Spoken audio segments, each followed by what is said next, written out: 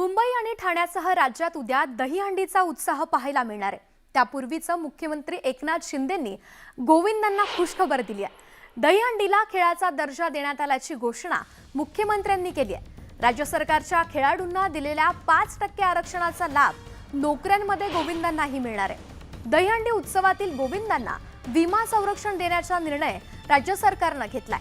मृत्यू झाल्यास 10 लाख रुपयांची मदत देण्यात येणार आहे, तर गंभीर जखमी झालेल्यांना सुद्धा 7.5 लाख रुपयांची मदत देण्यात येणार आहे। तसंच हातपाय झालेल्यांना 5 लाख रुपयांची मदत देण्यात येणार असल्याची घोषणा मुख्यमंत्री एकनाथ शिंदेंनी केली। इतर खेळांप्रमाणे राज्यात प्रो गोविंदा स्पर्धा होणार असल्याची घोषणा सुद्धा मुख्यमंत्री एकनाथ शिंदेंनी केली आहे।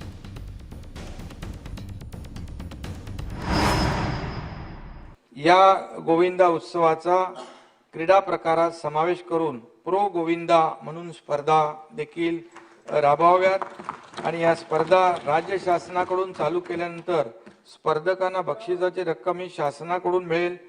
त्याचबरोबर इतर खेळांप्रमाणे या गोविंदांना देखील शासकीय नोकऱ्यांमध्ये जो काही 5% कोटा आहे त्याचाही लाभ घेता येईल आणि शासनाच्या इतर सुविधांचा देखील त्यांना लाभ मिळेल। प्रो गोविंदाला सुरुवात होणार आहे।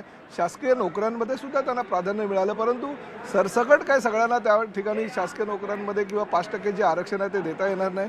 जे खेळाडू ह्या प्रो गोविंदाच्या स्पर्धेमध्ये सहभागी होतील त्याच खेळाडूंना ते प्राधान्य दिलं जाईल। जसा कबड्डीचा खेळामध्ये निकष ह्या शासकीय नोकऱ्यांमध्ये किंवा 5% आरक्षणामध्ये लागला जातो, तशाच पद्धतीने कबड्डीच्या धर्तीवर प्रो गोविंदा स्पर्धेमध्ये भाग घेणाऱ्या खेळाडूंना तो लाभ मिळेल। दहीहंडीला खेळाचा दर्जा नेमका कसा आहे पाहूयात ग्राफिक्सच्या माध्यमातून। तर प्रो कबड्डी प्रमाणे प्रो दहीहंडी सुरू होणार आहे। दहीहंडी 1 दिवस नाही तर 365 दिवस खेळली जाणार आहे। तर गोविंदांना सरकारी नोकरीत हे 5% आरक्षण देण्यात येणार आहे। त्याचबरोबर दहीहंडीतील गोविंदांना विमा कवच सुद्धा देण्यात येणार आहे। अपघाती मृत्यू झाल्यास कुटुंबाला 10 लाखांची मदत यामध्ये दिली जाईल। गंभीर जखमी झाल्यास 7.5 लाखांची मदत होणार आहे। हातपाय जायबंदी झाल्यास 5 लाखांची मदत यात जाहीर केली गेली आहे।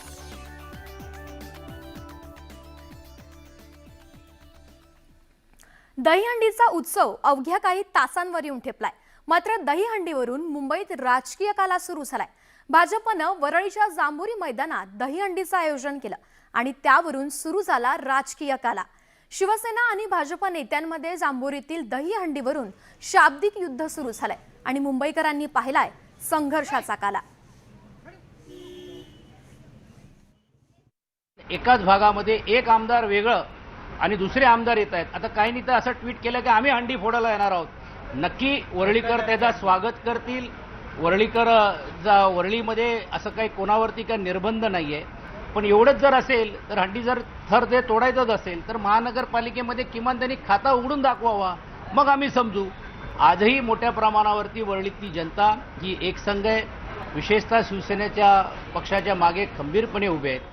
निष्ठेसाठी प्रतिज्ञापत्र घ्यावी लागत आहे। 2000-2500 लोकांनी वरळीमध्ये आम्ही शिवसेनेसोबत असं प्रतिज्ञापत्र दिलं नाही आणि म्हणून आमच्या जीवावर जे जिंकले त्यांचे गड आता गडगडून खाली पडतील, हे चित्र मुंबईत दिसत आहे। दहीहंडी हा सांस्कृतिक आपला एक उत्सव आहे आणि त्यामुळे तो उत्सव ज्या ज्या ठिकाणी केला जातो त्या ठिकाणी लोक त्याचं स्वागतच करतात।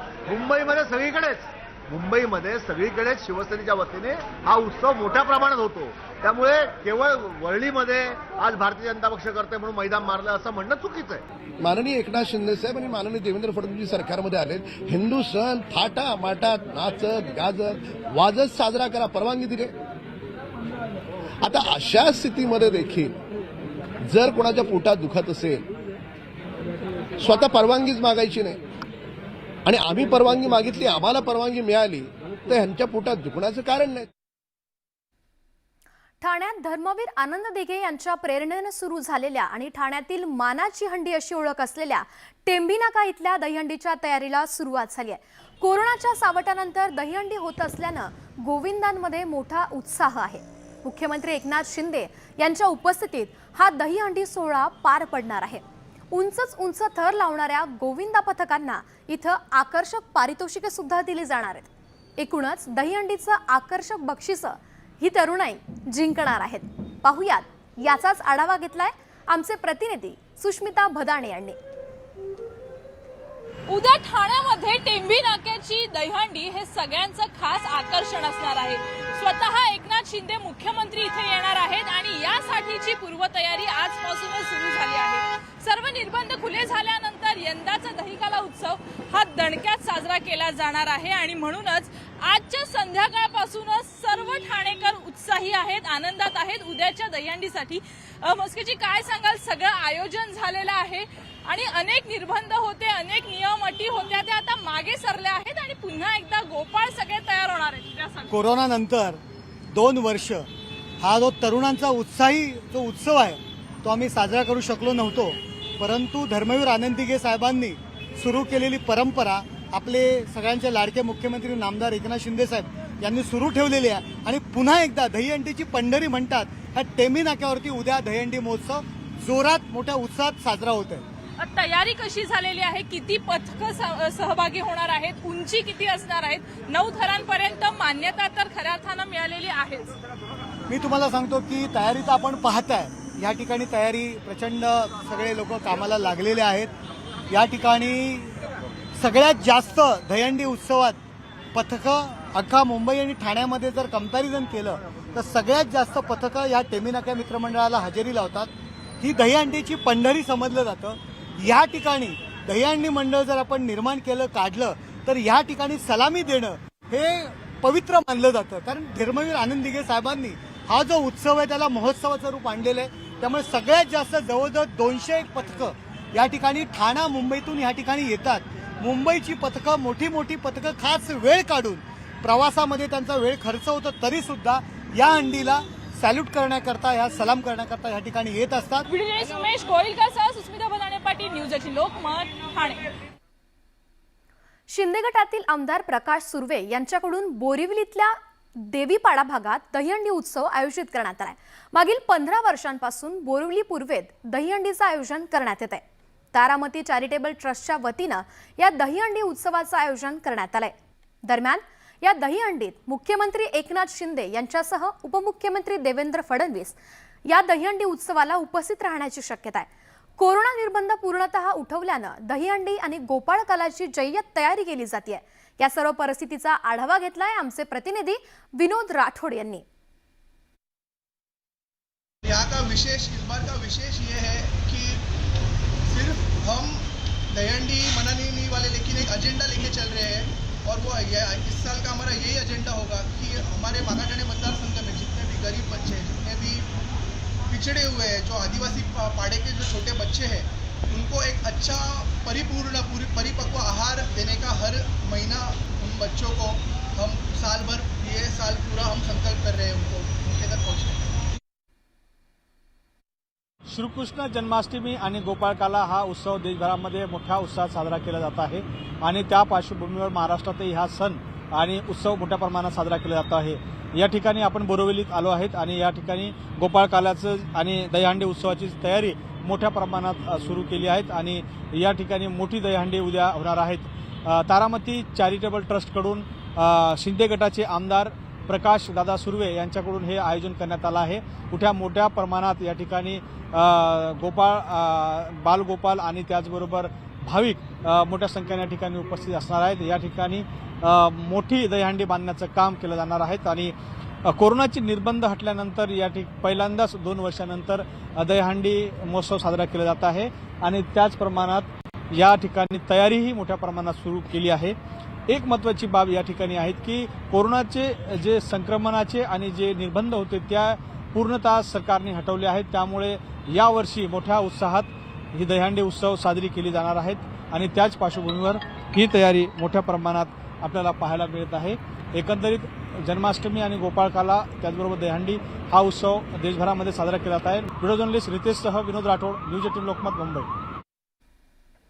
हरिहरेश्वरमध्ये सापडलेल्या संशयास्पद बोट प्रकरणी गुन्हा दाखल करण्यात येणार आहे। एटीएसने या प्रकरणात गुन्हा दाखल केलाय, तर या बोटीमध्ये काही कागदपत्र सापडली असल्याची प्राथमिक माहिती समोर आली आहे। तर बोटीत AK-47चे 600 राऊंड सापडले। दरम्यान या बोटीला बाहेर काढण्यात आलंय।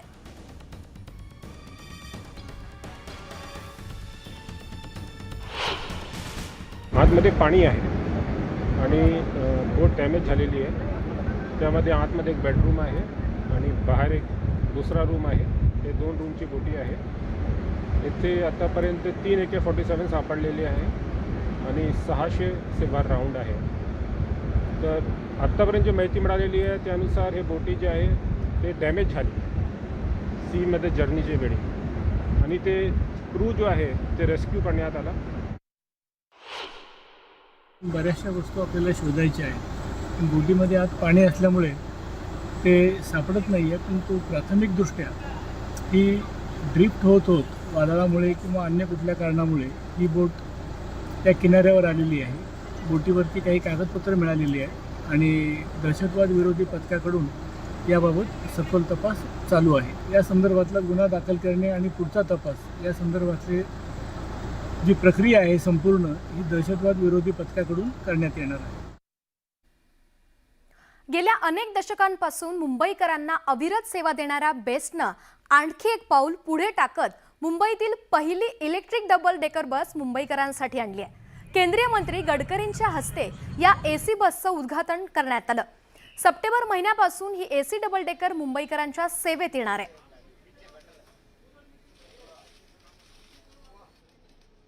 आपण सध्या मुंबईच्या नवीन डबल डेकर इलेक्ट्रिसिटी बसमध्ये आहोत। तुम्ही पाहता आहात ही AC डबल डेकर बस आहे आणि अतिशय सुंदर आरामदायक अशी ही बस असणार आहे।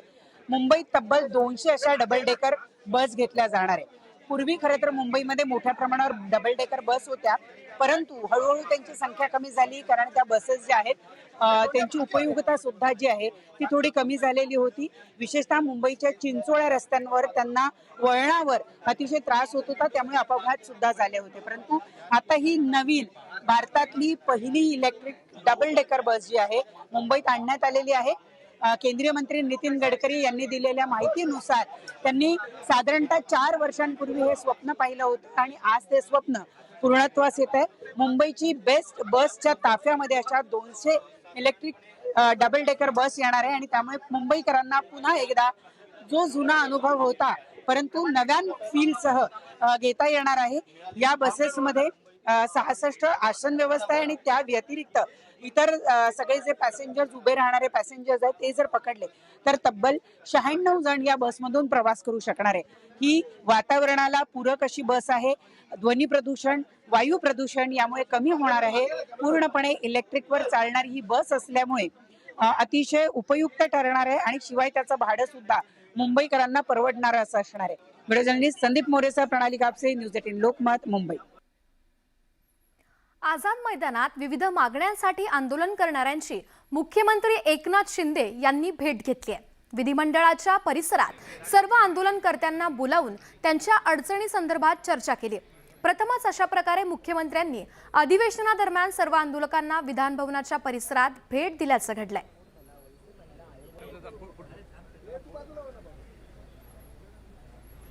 ब्रेकनंतर आपलं पुन्हा एकदा स्वागत।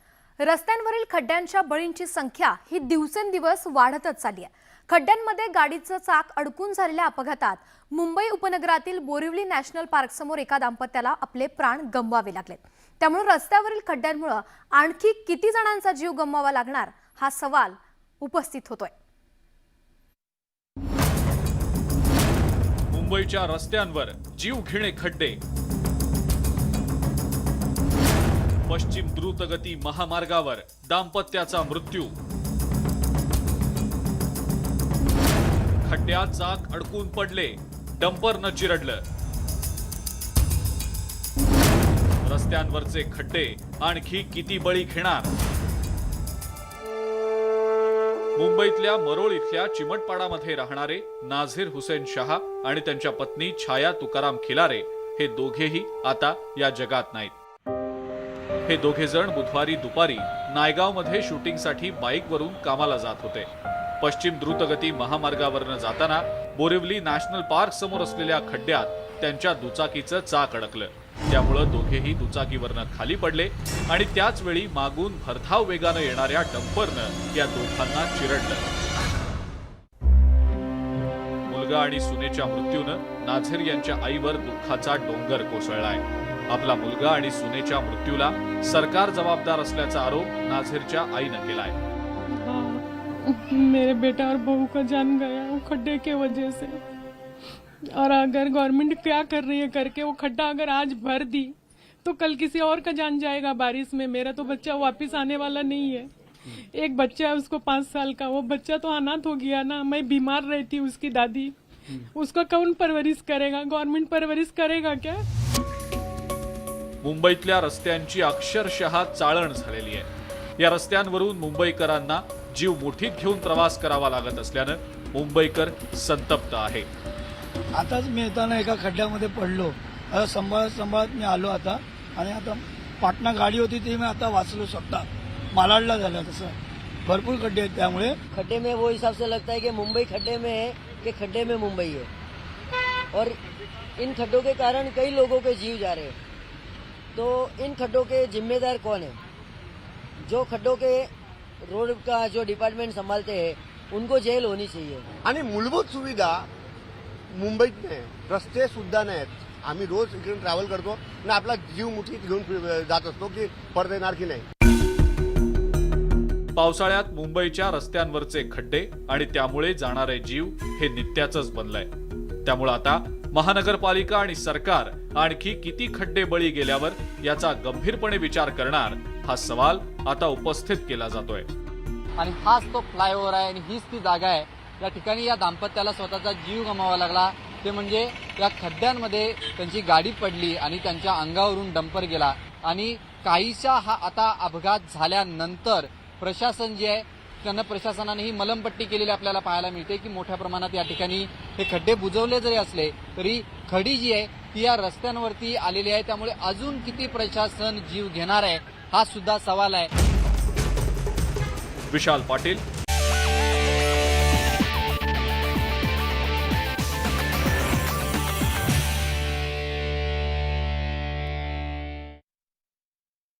एका औपचारिक समारंभात 4 देशांच्या राजदूतांनी त्यांना पाठिंबा जाहीर केलेला आहे. कीवमधल्या ऐतिहासिक अशा सेंट सोफिया कॅथेड्रल संग्रहालयाबाहेर किर्गिस्तानचे राजदूत इद्रिस कादिरकुलोव्ह आणि रोमानियाचे विक्टर मिकुला, बेल्जियमचे पीटर व्हॅन डी वेल्डे आणि स्पेनचे रिकार्डो लोपेज अरंडा जागू यांनी झेलेन्स्की यांना पाठिंब्याची पत्र दिली. किर्गिस्तान हे रशियाशी घनिष्ठ संबंध असलेल्या सोव्हिएत रिपब्लिकमधला एक होता आणि राजदूत कादिरकुलोव्ह यांच्या भेटीदरम्यान झेलेन्स्की यांनी आमच्या राज्याच्या सार्वभौमत्व आणि प्रादेशिक अखंडतेसाठीच्या समर्थनार्थ म्हणजेच पाठिंबा देण्यासाठी अधिक निर्णायक स्थितीत देखील आमच्या पाठीशी ते असतील असा विश्वास त्यांनी यावेळी व्यक्त केला. अध्यक्ष कार्यालयाच्या अधिकृत वेबसाईटवर हे निवेदन जारीनंतर करण्यात आलं.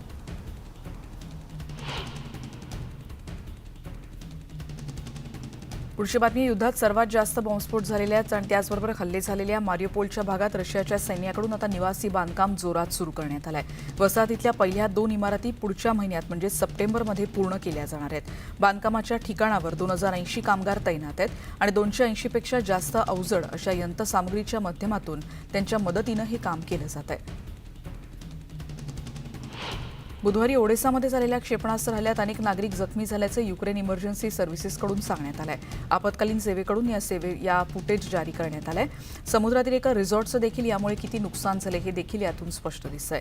निवासी इमारती देखील आगीच्या भक्ष्यस्थानी सापडल्यात. त्यामुळे अग्निशमन दलाच्या 7 तुकड्या परिस्थिती नियंत्रणात आणण्यासाठी पाठवण्यात आल्या होत्या. रशियन सैन्यानं कुठल्याही अटीशिवाय झापोरेझिया अणुप्रकल्पातून माघार घेतली पाहिजे असं परखड मत युक्रेनचे अध्यक्ष व्लोदिमीर झेलेन्स्की यांनी बुधवारी रात्रीच्या आपल्या दैनंदिन संबोधनातून मांडलंय. झेलेन्स्कींनी म्हटलंय युक्रेनचे मुत्सद्दी आणि शास्त्रज्ञ आता प्लांटवर आयईचं मशीन पाठवण्याच्या तयारीत आहेत आणि केवळ पारदर्शकता आणि नियंत्रण क्षमता नियमित ठेवून आण्विक सुरक्षेकडे हळूहळू परत येण्याची त्यांनी हमी जरी दिलेली असली तरी ऑगस्टच्या सुरुवातीपासून झापोरेझिया अणुप्रकल्पामध्ये होणारे हल्ले, गोळीबार आणि अनेक स्फोटांमुळे ट्रान्सफॉर्मर आणि 2 बॅकअप ट्रान्सफॉर्मर बंद करावे लागलेत आणि त्यामुळे एक अणुभट्टी बंद करावी लागल्याचं देखील त्यांनी यावेळी सांगितलं. क्रिमियाच्या झांकोई भागामध्ये झालेल्या स्फोटावर युक्रेनच्या वायुसेनेच्या प्रवक्त्यानं भाष्य केले. शत्रूला सुरक्षेबद्दलचे उपाय कसे वापरायचे माहीत नसल्याचं युक्रेनच्या सशस्त्र दलाच्या एअरफोर्स कमांडचे प्रवक्ते युरी यांनी म्हटलंय. मंगळवारी या प्रदेशात आगीच्या 2 वेगवेगळ्या घटना घडल्यात, ज्यात एका मोठ्या स्फोटात 2 जण जखमी झालेत आणि 2000 रहिवाशांचं स्थलांतर करावं लागलंय. सोशल मीडियावर पोस्ट केलेल्या एका व्हिडिओमध्ये इथे किती मोठ्या प्रमाणात नुकसान झालंय, धुराचे लोट किती उठलेत आणि आगीच्या ज्वाळा देखील दिसत आहेत. युक्रेननं गेल्या आठवड्यात रशियाची एकूण 9 विमानं नष्ट केली आहेत.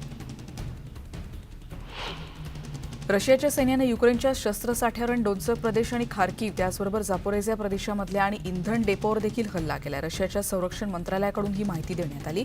त्यांच्या सैन्यानं स्लावियान्समध्ये रशियन सैन्याचं आक्रमण रोखण्यात आपल्याला यश आल्याचे युक्रेनच्या लष्करी अधिकाऱ्यांनी म्हटलंय.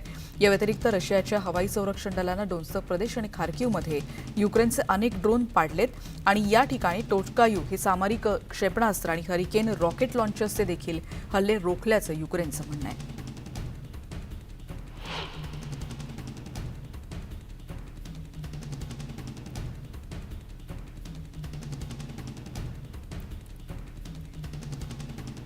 युक्रेनच्या शस्त्रसाठ्यावर देखील मोठ्या प्रमाणात त्याचबरोबर इंधन डेपोवर देखील हल्ले करण्यात.